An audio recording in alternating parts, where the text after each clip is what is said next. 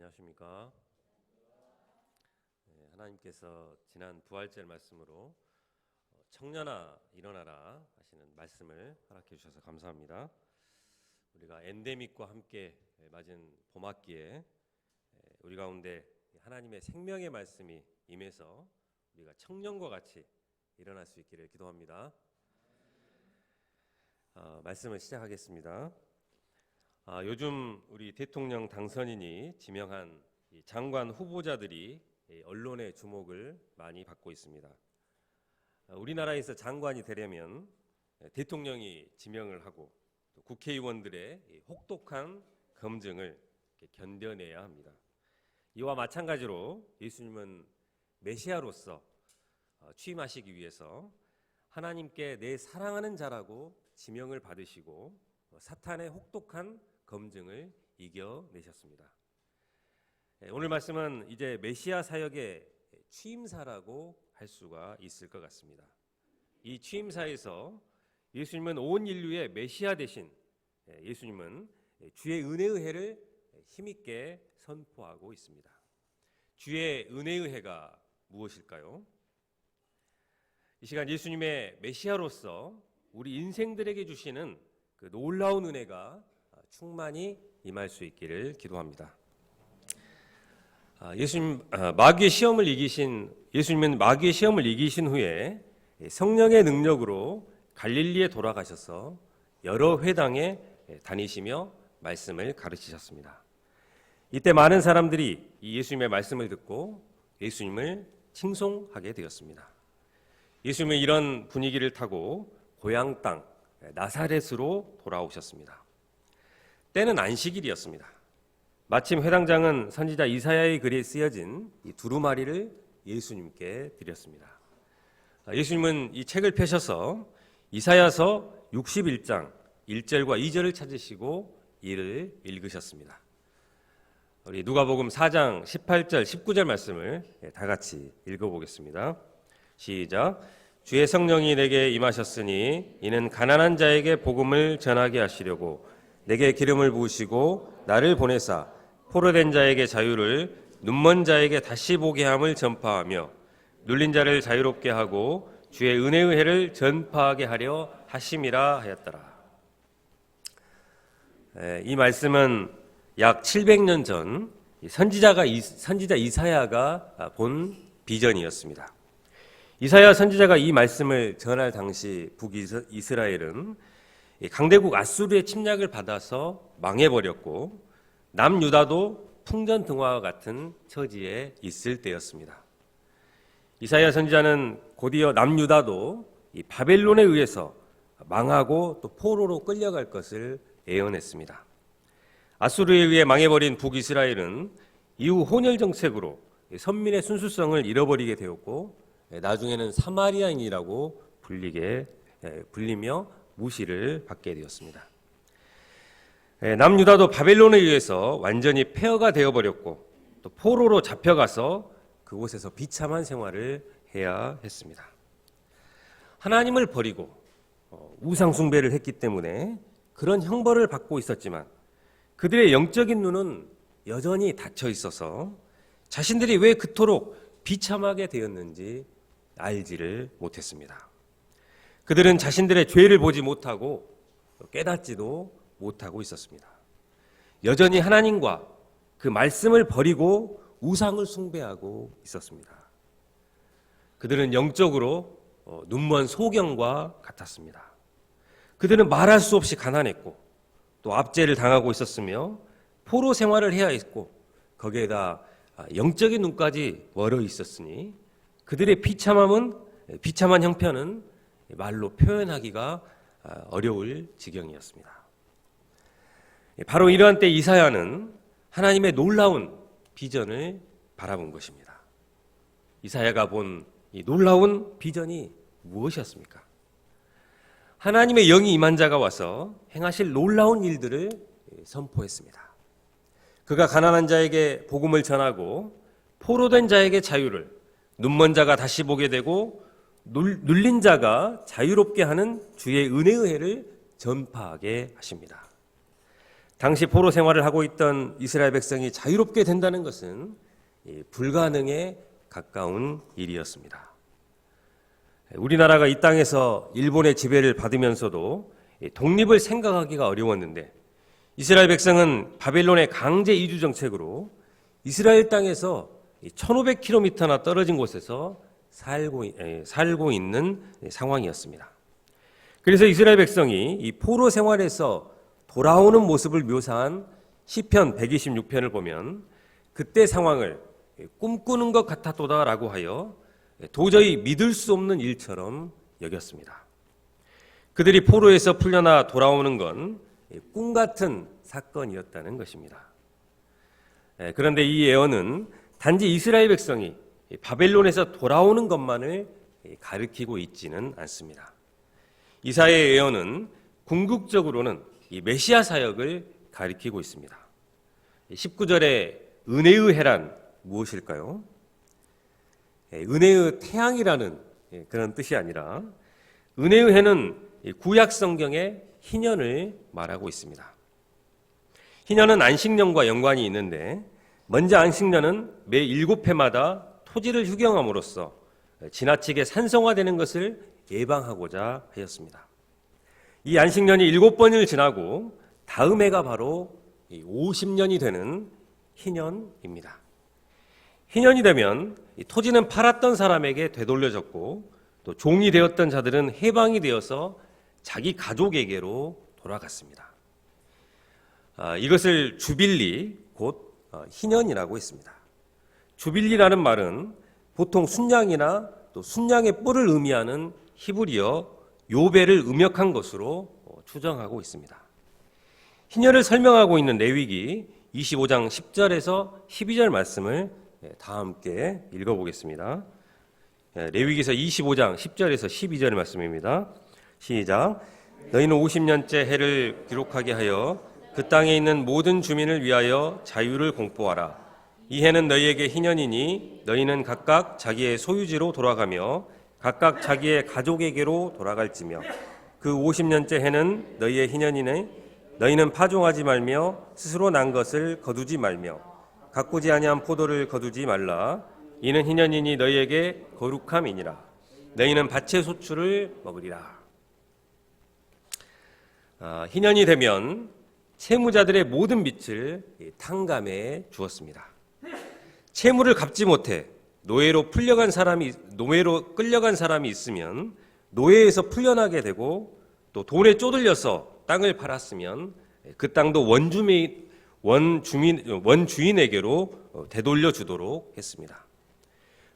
부자들은 다소 억울할 수 있겠지만 가난한 자들에게는 모든 잃어버린 것들을 되찾을 수 있는 유일무이한 기쁨의 날이었습니다. 또 무엇 때문에 기쁨의 날이었을까요? 희년에는 1년 동안 아무도 노동을 하지 않았습니다. 씨를 뿌리는 파종도 금지가 되었고 스스로 난 것, 가꾸지 않은 포도도 거두지 않게 했습니다. 오늘날 산모들의 출산 휴가는 출산 전후로 90일을 쓸 수 있다고 합니다. 또 우리 초등학교 선생님들은 방학 기간 동안 길어야 60일 동안을 쉴 수 있다고 합니다. 그런데 이스라엘은 1년 동안이나 아무런 노동을 하지 않아도 되었습니다. 무려 1년 동안이나 휴가라니 이것도 오늘날 우리에게는 꿈꾸는 것 같습니다. 50년마다 땅 주인이 원래대로 되돌아가게 되는 희년은 처음으로 다시 돌아가는 초기화, 리셋 버튼과 같다고 할 수 있을 것 같습니다. 오늘날 우리나라에도 이 희년과 비슷한 제도가 있는데 이것이 바로 개인 회생 제도입니다. 이 개인 회생 제도는 총 채무액이 5억 원 이하인 채무자가 3년에서 5년간 일정한 금액을 변제하면 나머지 채무를 탕감을 받는 제도입니다. 돈을 안 갚아도 된다고 하니까 싱글벙글 좋아하시는 분들이 몇 분 계신 것 같습니다. 이분들을 조심해야 할 것 같습니다. 지난 2년간 이 코로나로 인해서 개인 사업자분들이 특히 어려운 상황에 놓이게 되었습니다. 그런데 2020년에 이 개인회생 제도를 통해서 채무를 탕감받으신 분이 86,553명이나 있었습니다. 또 2021년에는 81,030명이 이 채무를 탕감받을 수 있었습니다. 예를 들어서 5억 원을 이 사업 자금으로 빌렸는데 그중에 3억 원을 탕감받았다고 한번 생각을 해보십시오. 갚아야 하는 돈이 깨끗하게 사라질 때 그 기쁨이 얼마나 크겠습니까? 주의 은혜의 해에는 이러한 일들이 일어납니다. 주의 은혜의 해에는 슬픔이 기쁨으로, 절망이 소망으로 바뀌게 됩니다. 그러면 메시아 예수님이 하시는 이 구체적인 일이 무엇입니까? 첫째, 가난한 자들에게 복음이 전해집니다. 가난한 사람은 단지 돈 없는 이들을 가리키지는 않습니다. 마음이 가난한 자들을 말하고 있습니다. 마태복음 5장 3절에서는 심령이 가난한 자는 복이 있나니 천국이 그들의 것이며라고 했습니다. 마음이 가난하다는 것은 마음이 겸손하다는 것입니다. 마음이 겸손한 자는 자신의 한계와 무력함을 알고 하나님께 도우심을 간절히 구하게 됩니다. 마음이 겸손한 자들은 하나님의 말씀을 갈급한 마음으로 듣고자 하는 자들입니다. 마음이 가난하기 때문에 이 말씀을 송이꿀보다 달게 여기고 아멘으로 영접하는 자들입니다. 오늘 예배에 참석한 우리 모두가 이런 가난한 마음으로 하나님의 말씀을 듣는 자들이 될 수 있기를 기도합니다. 이런 사람에게 예수님의 복음이 전해지게 됩니다. 둘째, 포로된 자, 눌린 자를 자유롭게 하십니다. 이스라엘 백성들이 포로가 된 것은 그들이 하나님을 버리고 우상을 섬기고 또 이방 나라를 의지했기 때문입니다. 하나님은 선지자들을 통해서 그들이 돌이키기를 경고하셨지만 그들은 끝내 그 완악한 마음을 회개하지 않았고 결국 그들은 아수르와 바벨론에 의해서 망하게 되었고 나라를 잃고 고달픈 포로 생활을 할 수밖에 없었습니다. 이스라엘 백성들이 하나님을 버리고 우상을 섬김으로 이방 민족의 포로가 된 것처럼 오늘날 죄는 우리 인생들을 사로잡아 우리를 포로로 만들어 버립니다. 죄의 특성은 한번 맛을 들이면 그것으로 끝나는 것이 아니라 계속해서 그것을 찾게 되는 중독성이 있다는 것입니다. 마치 마약에 중독되는 것처럼 강한 자극에 이끌리게 되는 것입니다. 강렬한 자극의 노예가 되는 것입니다. 그래서 모든 죄는 인간을 죄의 포로로 만들어 버립니다. 불륜을 저지른 남자는 불륜이라는 죄의 포로가 되어버립니다. 웹툰이나 또 인터넷 등을 통해서 음란물에 빠져들면 음란의 포로가 되어버립니다. 게임의 세계도 그렇습니다. 요즘 청소년들은 이 게임의 포로가 되기 쉽습니다. 특히 코로나 2년 기간 동안 밖에 나가지 못한 청소년들이 더 많은 시간을 게임과 함께 하게 되었다고 합니다. EBS의 아이의 사생활이라는 프로그램을 보면 게임에 빠진 아이들의 뇌의 영상을 페트 촬영으로 찍어보았는데 그들의 뇌사진은 마약을 하고 있는 이들의 뇌사진과 같아서 충격을 주었다고 했습니다. 청소년들이 게임에 빠지는 이유는 게임을 하게 될 때 뇌에서는 도파민이 활성화되어서 분비가 되게 되는데 이 도파민은 사람을 각성시키고 또 중요한 일에 집중을 하도록 돕게 만듭니다. 짧은 순간 집중을 하면서 그에 대한 보상을 받게 되는 것입니다. 게임을 할 때에는 이 도파민이 과도하게 분비가 되면서 게임을 즐길 수 있지만 그러나 게임이 끝난 후에는 이 피곤이 몰려오게 되고 도파민은 바닥이 나서 그래서 더더욱 일에 집중을 하지 못하게 됩니다. 무기력증과 우울한 상태가 지속이 되는 것입니다. 그러다 보니 다음 날에도 최우선적으로 게임을 찾게 되고 또 이런 상태가 반복이 되다 보면 결국 마약을 하고 있는 것과 같이 되어버리는 것입니다. 현대인들은 게임뿐 아니라 무엇인가에 중독이 되기 쉽습니다. 왜냐하면 사탄은 마약과 같은 보상을 주는 것으로 우리를 유혹하기 때문입니다. 유튜브 중독, 또 스마트폰 중독, 넷플릭스와 같은 OTT 중독, 음란물 중독 등 각종 이 죄의 중독이 되어버립니다. 이렇게 중독이 되면 죄의 노예가 되어버리고 그 능력이 많은 가능성의 존재였던 그 혈기왕성한 젊은 청년은 온데간데 없이 사라져버리고 어느새 관 속에 누워있는 죽은 청년이 되어버립니다. 집에서 시체처럼 지내게 됩니다. 부모님이 방 청소도 해주어야 하고 또 밥도 차려주어야 하고 온갖 섬김을 받아야만 간신히 살아갈 수가 있습니다. 의존적이고 또 무기력하며 그러면서도 일이 잘못되기라도 하면 원망하고 불평하는 존재로 살아갑니다. 우리가 어떻게 이런 중독을 이겨내고 다시 청년과 같은 그런 스피릿을 회복할 수 있는 것입니까? 우리 스스로의 힘으로는 불가능합니다. 바울은 죄에 빠져 있는 자신을 바라보면서 이 사망의 몸이라고 절규했습니다. 우리 스스로는 이 반복되는 죄 앞에, 이 사탄의 세력 앞에 우리는 절규할 수밖에 없습니다. 누군가 건전해 주지 않으면 도저히 스스로의 힘으로는 빠져나올 수가 없습니다. 그러면 누가 이런 인생들을 건전해 줄 수 있습니까? 아빠나 엄마가 우리를 건져줄 수 있습니까?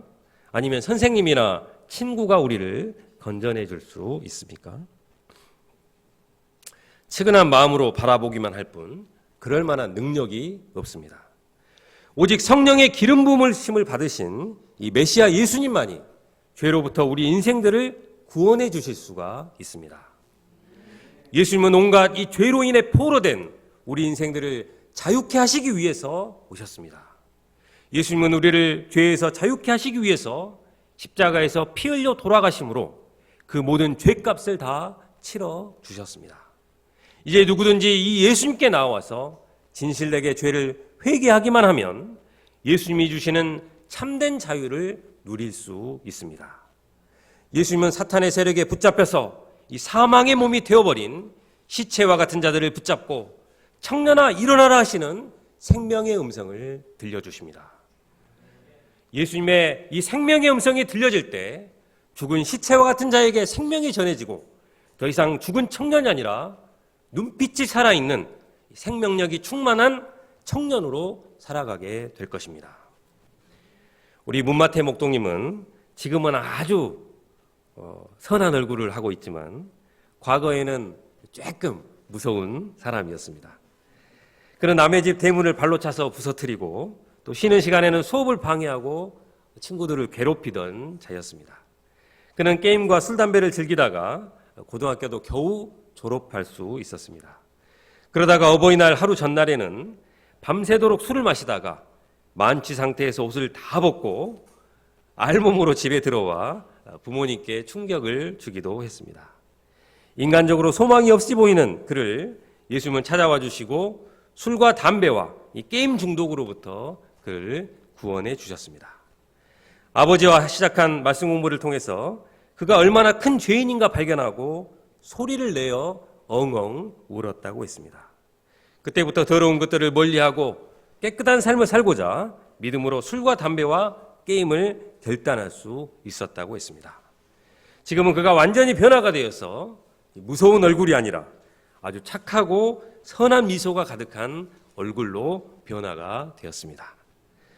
술, 담배로 부모님을 걱정시키던 자가 지금은 센터에서 성실하게 소방공무원 시험을 준비하고 있어 부모님께 효도하고 있는 자가 되었습니다. 가수 소진영 씨는 나의 한숨을 바꾸셨네라는 노래에서 고달픈 그의 인생 가운데 찾아와 주시고 그를 변화시켜 주신 주님의 크신 은혜를 이렇게 노래하고 있습니다. 고달픈 삶에 은혜도 무뎌지고 곧 사라질 것에 내 마음을 두네. 헛되고 헛된 것들을 바라보며 그 은혜를 놓치며 살았네. 주어진 삶을 묵묵히 살아가며 날 붙드신 주 예수를 보내. 사망 가운데 놓여진 나의 삶을 날 건지신 그 이름 예수. 나의 한숨을 바꾸셨네. 주를 향한 노래로, 소망의 노래로. 나의 눈물을 거두신 주 예수 이름 알내 살게 하소서. 우리의 한숨을 바꾸시고 우리에게 소망을 주신 우리 구주 예수님의 크신 은혜에 감사와 찬송을 돌려드립니다. 셋째, 눈먼 자가 다시 보게 됩니다. 구약 성경 어디에도 맹인이 눈을 떴다는 그 기록은 없습니다. 당시 유대인들은 이사야서 말씀을 기초해서 장차 메시아가 오시면 맹인의 눈을 뜨게 해 주실 것을 믿었습니다. 눈먼 자는 시각 정보를 받아들일 수 없게 된 사람입니다. 요새는 라식 수술이 있어서 또 시력이 나쁜 사람도 수술을 하면 잘 볼 수가 있습니다.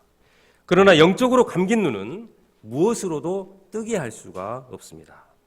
자신의 인생의 가능성이나 소망이 보이지 않을 때 사람들은 절망하게 됩니다. 무엇보다도 하나님과 그의 나라를 볼 수 없는 사람들이 너무나도 많습니다. 영적으로 눈먼 사람에게는 행복은 낯선 이방인과 같습니다. 앞을 보지 못하는 시각 장애인처럼 인간은 한치 앞을 볼 수가 없습니다. 눈을 뜨고 있지만 볼 수 없는 자와 같습니다. 살아계신 하나님을 볼 수 없는 눈먼 자들입니다.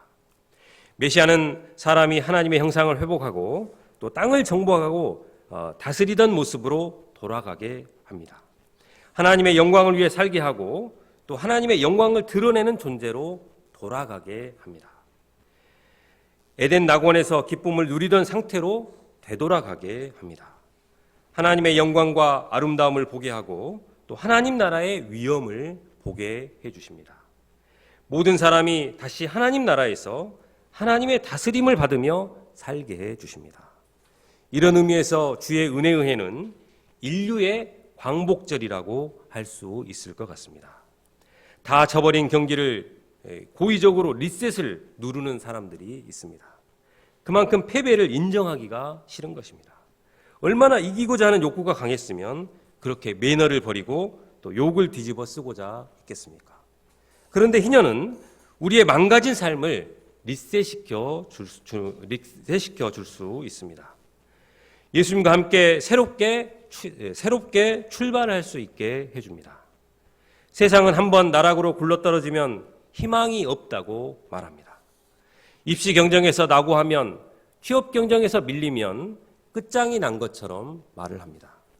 염려와 두려움으로 그렇게 말을 하게 되고 또 그런 말을 들으면 염려와 두려움이 찾아오게 됩니다. 그런데 한 번의 실패로 모든 것이 끝장나지는 않습니다.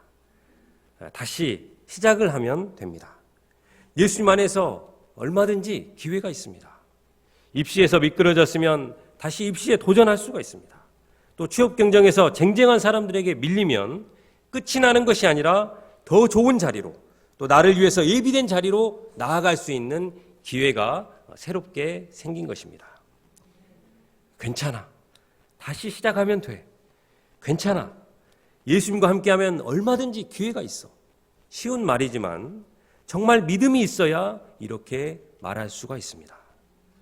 하나님을 사랑하는 자, 곧 예수님 안에 있는 자들은 모든 것이 합력하여 선을 이루시는 이 성령님의 도우심을 얻게 됩니다.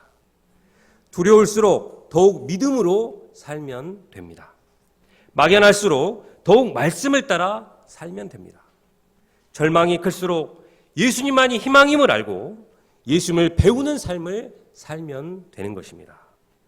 그리할 때 예수님은 메시아로서 그들 가운데 놀라운 희년의 역사, 새로운 시작의 역사를 이루실 것입니다. 우리는 지난주 부활절 말씀을 통해 청년아 일어나라 하시는 말씀을 들었습니다.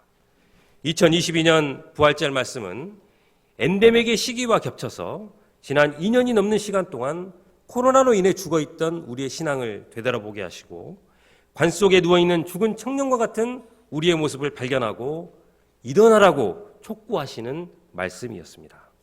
모든 가능성을 잃어버리고 이 죽은 청년과 같이 시체가 되어 있는 우리의 모습을 주님께서 불쌍히 여겨주시기를 기도합니다. 이 시간 청년아 일어나라 하시는 이 부활의 주님의 음성이 우리 7부 목자님들에게 전해질 수 있기를 기도합니다. 22절에서 30절 말씀은 나사렛 사람들의 반응입니다. 얼마 전 박근혜 전 대통령이 고향 땅인 대구를 찾았을 때였습니다. 생전에 탄핵을 당했지만 고향 사람들은 그를 대구 달성의 딸로 반갑게 맞아주었습니다. 그런데 선지자는 고향에서 환영받는 자가 없다고 했습니다. 예수님의 은혜로운 말씀을 직접 그들의 귀로 들었음에도 고향 사람들은 교만한 마음 때문에 예수님을 받아들이지 않은 것입니다. 이 사람이 요셉의 아들이 아니냐? 그들은 선입견과 편견 때문에 예수님을 영접할 수가 없었습니다. 그들은 심지어 예수님을 산 낭떠러지로 끌고 가서 밀쳐 떨어뜨리고자 했습니다. 교만이 이렇게 무섭습니다. 우리도 복음의 능력을 체험하는 데 있어서 가장 방해가 되는 것이 이 교만입니다.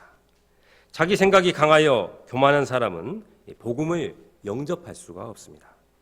어려서부터 부모님에게 들은 풍월이 있어서 어렴풋이 알고 있는데 이를 기초로 다 알고 있다고 대답을 합니다. 전에는 말씀 공부를 하면 정성스럽게 말씀을 쓰고 또 미리 생각을 해보고 답을 적어왔습니다. 그런데 요즘 말씀 공부를 하고 있는 나의 모습은 어떠합니까? 혹시나 하나님의 말씀에 대한 경외심은 온데간데 없고 의무적으로 어쩔 수 없이 해야 하는 하찮은 복음서 정도로 생각하고 있지는 않습니까? 말씀 공부를 준비하시는 목자님들은 공부하기 전에 한 번도 안 읽어보고 자리에 앉아서는 횡설수설하다가 말씀 공부를 끝마치고 있지는 않습니까? 말씀을 공부하는 이들은 말씀을 공부하는 시간을 아깝게 여기고 또 공부하고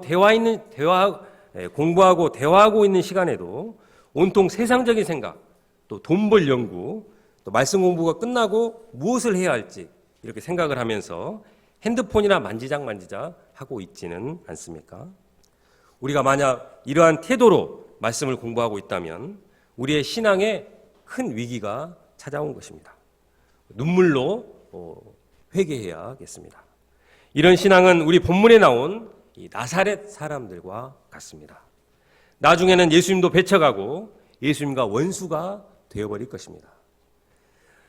예수님은 엘리야 시대의 사렙다 과부와 엘리사 시대의 수리아 사람 나아만의 예를 들어 예를 드셨습니다. 엘리야 시대에 이스라엘에 많은 과부가 있었지만 하나님의 능력을 체험한 사람은 이방인인 사렙다 과부뿐이었습니다. 엘리사 시대에 이스라엘에 많은 나병 환자가 있었지만 이 깨끗함을 받은 사람은 이방 사람 나아만뿐이었습니다. 이들은 모두 이방 사람들이었고 또 상태가 심각한 자였습니다. 사렙다 과부는 얼마나 가난했든지 한 끼 식사만 하고 아들과 죽고자 했던 자였습니다. 그런데 선지자 이사야의 말에 순종을 해서 한 끼 식사의 떡을 엘리야에게 가져갔습니다. 그때 통에 가루가 떨어지지 않았고 또 병에 기름이 없어지지 않았습니다. 나아만은 수리아의 군대 장관이었는데 나병에 걸렸습니다. 그가 찾아왔을 때 엘리사는 나와보지도 않고 말로만 했습니다. 요단강에 가서 몸을 7번 담그라. 이때 나아만 장군은 자존심을 내려놓고 겸손하게 순종했을 때 그의 나병이 깨끗하게 나음을 받았습니다. 예수님에게서 하나님의 말씀을 겸손히 듣기보다 인간적인 생각을 한 고향 사람들에게 예수님은 오래전 엘리야와 엘리사 시대 사람들도 그러했다고 계속해서 말씀하셨습니다. 엘리야가 3년 6개월 동안 비가 내리지 않을 것을 예언하자 이스라엘 가운데 큰 흉년이 들었습니다. 돈 벌어오는 남편이 없는 과부들이 더욱 크게 고통했을 것입니다. 얼마나 먹고 살기 힘들었으면 유대 과부들 가운데 아무도 선지자 엘리야를 영접해 주지 않았습니다. 그런데 이방 땅 사렙다 어느 과부만 엘리야를 영접했습니다. 그녀가 돈 많은 과부였기 때문도 아니었습니다. 과부도 찢어지게 가난하여 마지막 남은 음식으로 아들과 함께 먹고 죽고자 결심했던 사람이었습니다. 그런데도 엘리야가 그 음식을 달라고 했을 때 말씀에 순종해서 영접하고 음식을 내주었습니다. 그때 과부와 그 아들이 죽지 않고 풍성하게 그 음식으로 풍성하게 살 수 있었습니다. 엘리사 선지자 때 강대국 시리아 군대장관 나아만이 또 문둥병을 고침받으러 찾아왔습니다. 그런데 엘리사는 문 한번 열어보지 않고 요단강에 가서 씻으면 나을 것이라고 문자만 날렸습니다. 나아만은 존심을 내세우지 않고 겸손히 순종해서 깨끗게 됨을 체험했습니다. 엘리사에게 고침받은 문둥병자는 이방인 나아만 한 사람뿐이었습니다. 예수님을 통해 이루어지는 희년의 은혜도 마찬가지입니다. 예수님의 친인척이라고 해서 또 고향 사람이라고 해서 유대인이라고 해서 누릴 수 있는 것이 아닙니다. 어머니 뱃속에서 교회에 다녔다고 해서 예수님을 영접하는 것도 아닙니다. 가까이 있다는 것이 하나님의 은혜를 보장해 주지 않습니다. 간절한 마음, 겸손한 마음, 두렵고 떨리는 마음을 갖지 않는다면 누구에게서 말씀을 들어도 하나님의 말씀이 들리지 않습니다. 이 두 사건이 말해주는 바가 무엇입니까? 주님의 능력은 이 겸손한 자에게 임한다는 것입니다. 그들은 이방인이요 또 상태가 심각했습니다. 한 사람은 너무나 가난했고 한 사람은 중병을 앓고 있었습니다. 그런데도 그들이 겸손하게 순종했을 때 하나님의 크신 은혜를 체험했습니다. 예수님도 마찬가지입니다. 예수님이 아무리 포로된 자에게 자유를 또 가난한 자에게 복음을 선포해 주고 싶어도 고향 사람들은 교만했기 때문에 은혜를 누릴 수 없었습니다. 우리가 복음서를 여러 번 공부했지만 겸손한 마음으로 배우고자 해야 주님의 은혜가 임하게 되는 것입니다. 우리가 마음을 낮추고 겸손하게 이 희년의 복음을 영접해야겠습니다. 결론적으로 우리는 이 시간 나의 영적인 상태를 잘 살펴보아야겠습니다. 내가 과연 복음 안에서 희년의 감격을 잘 누리고 있는가? 다시 죄의 세력에 붙잡히고 어둠의 권세에 눌려서 무기력하게 지내고 있지는 않은가? 진지하게 스스로를 돌아보아야겠습니다. 예수님은 오늘 이 말씀이 우리에게 응하였다고 말씀하고 있습니다. 희년의 감격은 과거적인 사건이 아닙니다. 오늘 나에게 임하는 현재적인 사건입니다. 예수님은 2022년 봄학기에 새롭게 우리에게 복음을 주시고 자유를 주시기 위해서 오셨습니다. 우리에게 주의 은혜에 의해 희년을 전파하러 찾아오십니다. 그런데 정작 우리 자신은 여러 가지 자기 문제에 눌려서 어둠 가운데 갇혀 있지는 않는지 돌아봐야겠습니다. 은밀한 죄의 세력에 발목이 잡혀서 무기력하게 지내고 있지는 않습니까? 우리가 새롭게 겸손한 마음으로 예수님을 영접하고 마음의 참된 자유와 복음의 감격을 회복할 수 있기를 기도합니다. 봄학기 우리가 이 은혜의 복음을 캠퍼스의 친구들에게 그리고 직장의 동료들에게 힘있게 전할 수 있기를 기도합니다. 우리 칠부 공동체의 희년의 기쁨이 충만할 수 있기를 기도합니다. 요절 말씀 18절 19절 말씀을 읽겠습니다. 시작. 주의 성령이 내게 임하셨으니 이는 가난한 자에게 복음을 전하게 하시려고 내게 기름을 부으시고 나를 보내사 포로된 자에게 자유를 눈먼 자에게 다시 보게 함을 전파하며 눌린 자를 자유롭게 하고 주의 은혜의 해를 전파하게 하려 하심이라 하였더라. 하나님 아버지, 이 시간 주의 은혜의 해, 참 놀라운 은혜의 해를 선포하여 주셔서 감사를 드립니다. 죄에 눌려서 또 죄의 포로가 되어 살아가는 저희들을 구원하여 주시고 저희들을 죄에서 자유케 하여 주시는 예수님의 크신 은혜를 감사를 드립니다. 우리가 이 예수님의 은혜를 알고 또 예수님께서 우리를 자유케 하신 이 복음을 힘써 전파하는 자들로 살아갈 수 있도록 도와주시기를 간절히 기도합니다. 감사하고 예수님의